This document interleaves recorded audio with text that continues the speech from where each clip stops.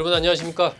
미국 정보효율부 수장이고 트럼프 대통령의 최측근이죠. 일론 머스크 테슬라 CEO가 조만간 정부를 떠날 수 있다라는 이런 얘기가 트럼프 대통령이 그런 얘기를 했죠. 이러면서 동시에 일론 머스크가 트럼프 대통령의 관세 정책을 정면으로 비판하면서 유럽과 무관세 정책을 펼쳐야 된다 이런 얘기를 하고 나섰습니다. 이게 이제 기존의 트럼프 대통령과 일론 머스크가 거의 한 몸으로 움직였던 이런 걸 생각하면은 이 좀 뭔가 좀 이상하다. 두 사람의 브로맨스가 이제 좀 끝나는 것 아니냐. 막 이런 얘기가 지금 나오고 있습니다. 그래서 오늘은 과연 트럼프 대통령과 일론 머스크 테슬라 CEO 정보효율부 수장 사이에 어떤 일이 발생한 것인지 그리고 앞으로 어떻게 될 것인지 이 문제 좀 짚어보도록 하겠습니다. 아시아경제 기획취재부의 이현우 기자와 함께합니다. 자, 이현우 기자, 이거 그동안에 우리가 일반적으로 알고 있는 트럼프 대통령과 일론 머스크와의 관계 이런 걸 생각하면 좀 지금 나오는 얘기가 상당히 이례적인데 이게 어디서부터 이런 얘기가 시작이 된 거죠? 네, 지금 직접적으로 시작이 된 거는 말씀해 주셨듯이 이제 다른 사람도 아닌 트럼프 대통령이 대통령. 직접 언급을 하면서 굉장히 빠르게 확산이 되고 있습니다. 네. 트럼프 대통령이 이제 지난 4일 기자회견에서 머스크도 떠날 시점이 올 것이다. 아마 몇 달 후가 될 것 같다. 이렇게 발언을 하면서 네. 조기 사임론이 크게 퍼지게 됐는데요. 이런 상황에서 또 머스크 CEO 또한 이탈리아 극우 정당인 라리가라는 정당의 행사에 화상으로 참석한 자리에서 유럽과 미국 간 무관세를 통한 자유무역지대를 만들어야 한다. 이렇게 주장을 하면서 지금 트럼프 대통령의 관세 정쟁에 정면으로 반박하는 말을 했습니다. 그러게요. 완전히 다른 얘기를 했네요. 예, 아마 이런 정황들로 봐서는 이제 머스크가 정말로 조기 사임하는 게 아니냐 이런 관측이 무성하게 나오고 있는데요. 사실 법적으로 머스크 CEO가 트럼프 행정부의 연장 조치 없이 공직에 있을 수 있는 기간은 이제 다음 달 말까지라고 합니다. 아, 어차피 5월 말이면은 끝나게 돼 있군요. 연장을 하지 않으면. 예, 네. 지금 현재 머스크 CEO는 특별 공무원 신분이기 때문에 1년 중 130일 정도만 정부 근무가 가능한 상태고 이 기간이 이제 5월 말로 만료가 됩니다. 사실 지금까지 트럼프 대통령과의 굉장히 끈끈했던 사이를 고려를 하면은 아마 그 기간 만료 전에 트럼프 대통령이 연장 조치를 따로 이제 만들어 주거나 아니면 정식으로 지위를 주지 않겠냐 이런 이야기도 많았는데요. 네. 이 부분은 머스크 CEO 자신이 또 사업체를 정리를 하고 나와야 되는 상황이 있어갖고 아, 예, 이건 또 스스로 안 하겠다고 지금 그렇게 쉽지 밝혔다고 합니다. 않겠군요. 네. 예, 그래서 아마 머스크 CEO가 다음 달 말까지만 정부효율부 수장으로 일을 보고 그 다음에는 테슬라로 복귀하지 않을까 이런 관측이 지금 지배적입니다. 네, 그렇군요. 이 사업하다가 정치 쪽에 뛰어들고 그러면 사실 두 가지를 다 잘하기가 쉽지가 않습니다. 테슬라 요즘에 여러 가지 어려움도 겪고 있는 상황이다 보니까 그렇게 된 것 같은데 이게 우리가 이제 기억하는 게 어쨌든 머스크가 트럼프 대통령 가족 행사 이런데 참석해가지고 아이들 안고 사진도 찍고 거의 트럼프 한 가족 아니냐 이런 얘기까지 나왔었는데 왜 이렇게 관계가 빨리 좀 두 사람 사이가 안 좋아진 건가요? 네, 이건 좀 복합적인 문제들이 함께 작용을 한 게 아닌가 이렇게 분석이 되고 있는데요. 네. 일단 트럼프 대통령이 이미 지난 3월부터 백악관 비서실장을 통해서 머스크를 좀 관리해라 이런 지시를 했다. 너무 그런 튄다 얘기가 이런 얘기군요. 예, 나왔었습니다. 예. 이미 트럼프 대통령도 좀 머스크의 존재 자체가 부담스러운 게 아니었나 그런 이야기가 돌고 있는데요. 머스크 CEO가 정부효율부 수장을 시작하면서 정말 어마어마한 규모의 이제 구조조정을 단행을 했는데 네. 이제 지나치게 독선적이다 이런 이야기가 많았습니다. 네. 각 부의 장관, 행정직들하고 충돌이 너무 잦았다고 하는데요. 더구나 트럼프 행정부 내부에서 아직 논의 중인 사안들조차 자신의 SNS에 마구잡이로 올려대니까 이제 정보가 사전에 너무 노출이 된다. 이것도 백악관 및 정부 인사들의 불만이 굉장히 많았던 부분이라고 합니다.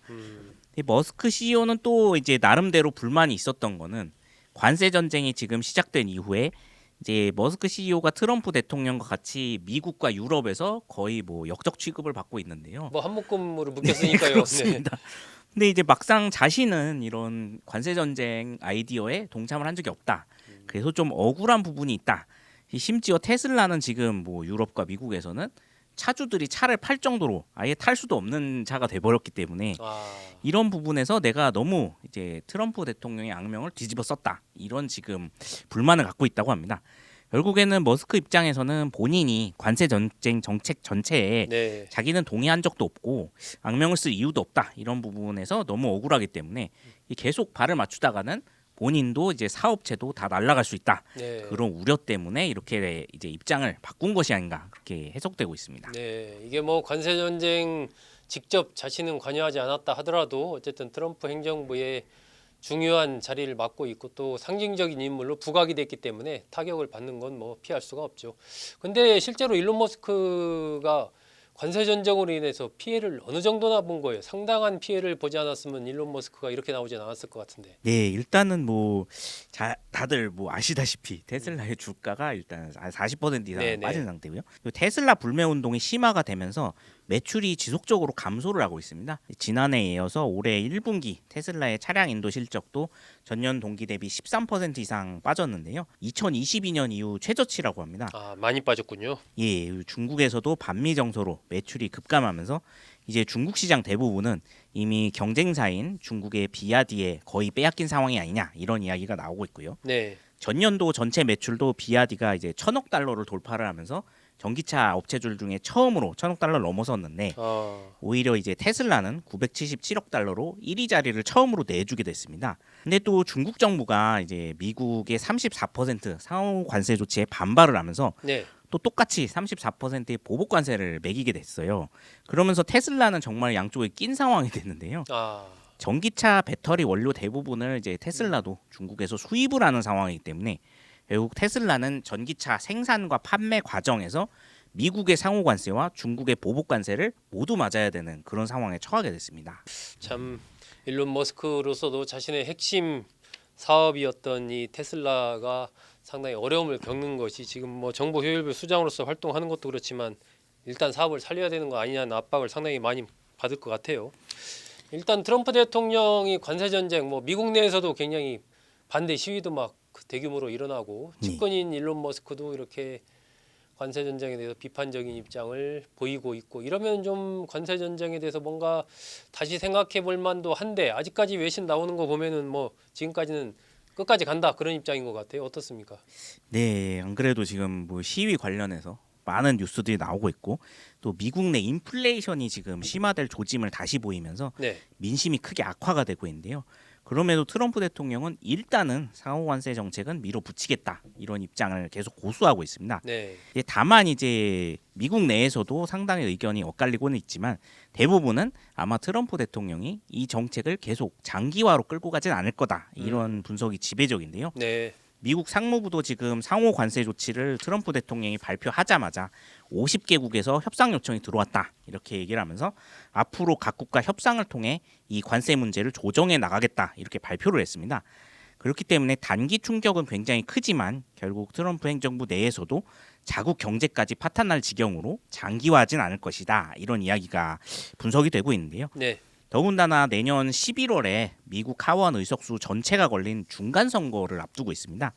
이 관세 전쟁이 자칫 이제 내년 초까지 끌고 갔다가는 정말로 이제 미국 민심이 뒤집어질 수가 있기 때문에 네. 공화당에서도 이걸 상당히 우려하고 있다고 하는데요.